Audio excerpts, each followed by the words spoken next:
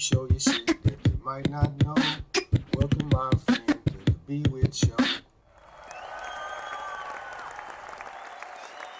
All right. I want to welcome y'all to the show, all my tech heads, all my first timers, all my all my learners, first time folks getting started. I want to welcome y'all to the show, to the program, to the broadcast. I am JC. I'm your humble and gracious host. This is BWIT TV.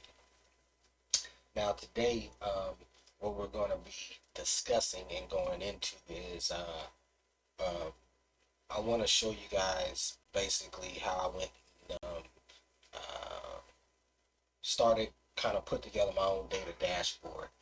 I've been, kind of interested in learning a program language, which I kind of went down the road of learning some Python programming.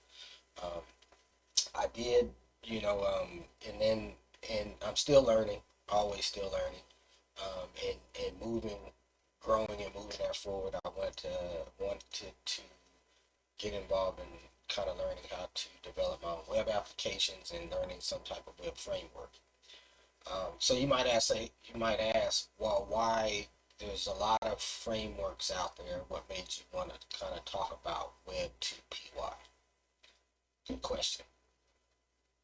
Well, in my doing research, I'm looking into various other web frameworks such as Django, which happens to be one of the if not the most popular Python-based web framework. Then you got Flask.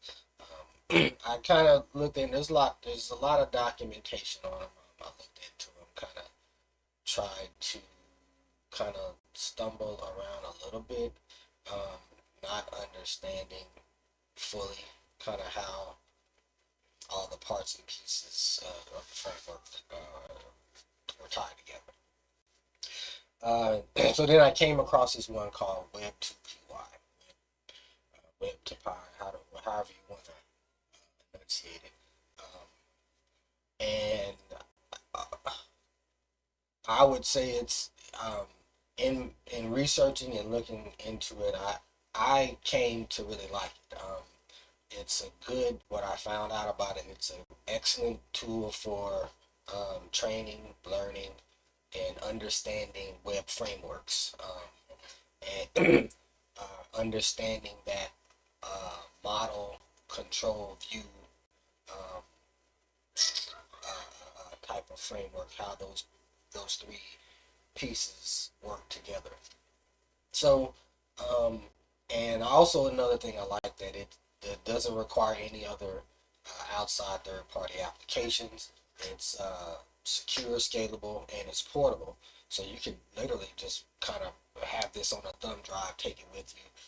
So that kind of just got my brain working and thinking about a lot of possibilities to have a portable, scalable type of framework that you can use to kind of build out quick web applications.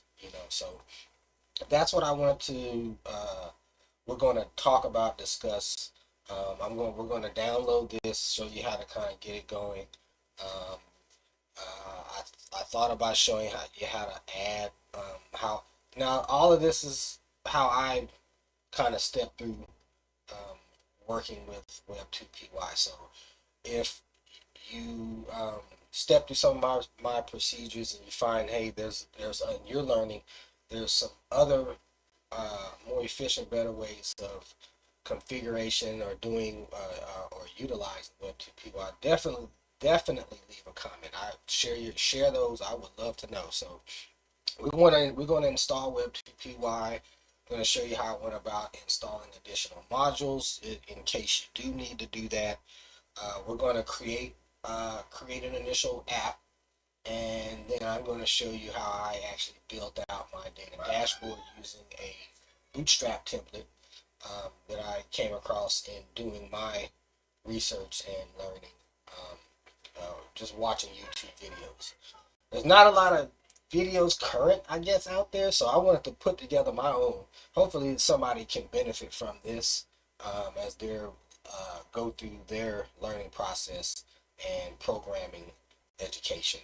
Um, I'm still learning myself, but there's, hey, nothing better than to pay it forward and pass on that knowledge as you're moving forward and learning too. So, with that being said, you guys stay with me, stay tuned. We're going to get started on this edition of BWIT TV and setting up Web2py. I'm your host, JC. Stick with me. I'm going to holler at you. We'll be right back.